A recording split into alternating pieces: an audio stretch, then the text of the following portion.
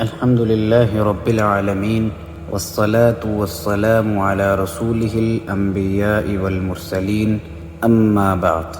تمام تعریفیں اللہ رب العالمین کے لیے ہیں، جس کے قبضہ قدرت میں تمام مخلوقات کی جان ہے۔ درود و سلام خاتم الانبیاء، امام الانبیاء، رحمت للعالمین حضرت محمد صلی اللہ علیہ وسلم کی ذات اقدس پر۔ انتہائی قابل احترام ناظرین، سامعین، السلام علیکم ورحمۃ اللہ وبرکاتہ۔ آج ہم جس حدیث مبارکہ کا مطالعہ کرنے جا رہے ہیں اور جس کو سمجھنے جا رہے ہیں، اس کا موضوع یہ ہے کہ قیامت کے دن یعنی بدعت کرنے والا شخص، اس کا انجام کیا ہوگا کہ بدعتی یعنی بدعت کا مرتکب قیامت کے دن حوض کوثر سے محروم رہے گا۔ سب سے پہلے ہم سمجھ لیتے ہیں بدعت کیا چیز ہوتی ہے۔ بدعت کا ایک لغوی معنی ہے اور ایک اصطلاحی معنی ہے۔ لغوی معنی کے اعتبار سے ہر نئی ایجاد، ہر نئے کام کو بدعت کہتے ہیں۔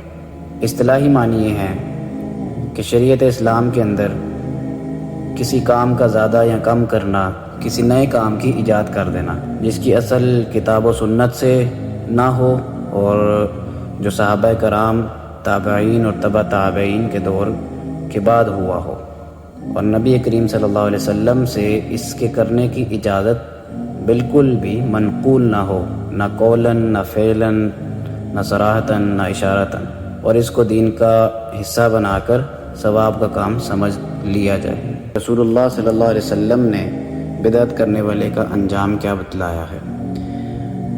آپ صلی اللہ علیہ وسلم نے اپنی امت کو خطاب کر کے ارشاد فرمایا کہ قیامت کے روز میں حوض کوثر پر تم سب سے پہلے پہنچ کر تمہارا استقبال کروں گا اور تمہیں پانی پلانے کا انتظام کروں گا۔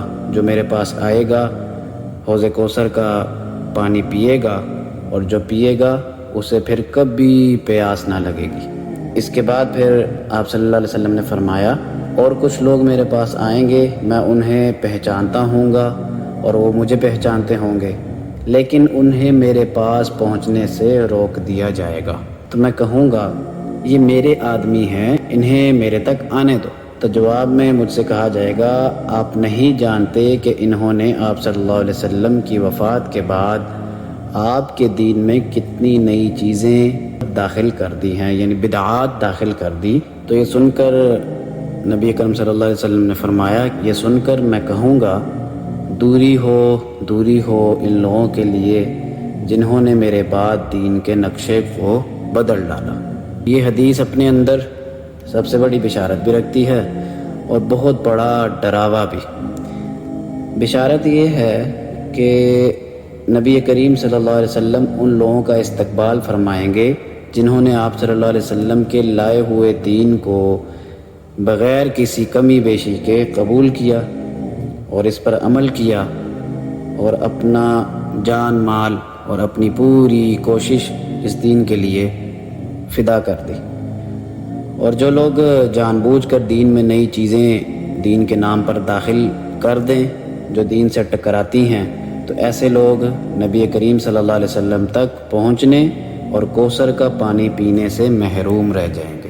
ہمارے ہاں یہ دیکھا جاتا ہے کہ کچھ خاص ایام لوگوں نے رکھ لیے ہیں عبادات کے لیے، اور اس کے علاوہ جو فرضی عبادات اللہ تعالیٰ نے جو قرآن مجید میں بھی جن کا فرض ہونے کا حکم دے دیا ہے، اور رسول اللہ نے جن کے بارے میں احادیث میں سخت وعیدیں سنائی ہیں کہ جو یہ کام نہیں کرے گا اللہ تعالیٰ اس کو قیامت کے دن سخت عذاب دیں گے اور سخت پکڑ کریں گے۔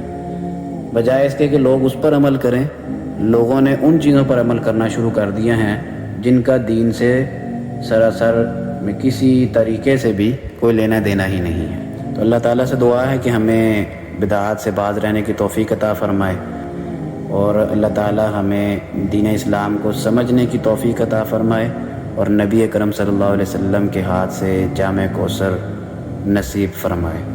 اقول قولی ھذا استغفر اللہ لی ولکم ولسائر المسلمین واستغفروہ انہ ھو الغفور الرحیم۔ صدق اللہ العظیم۔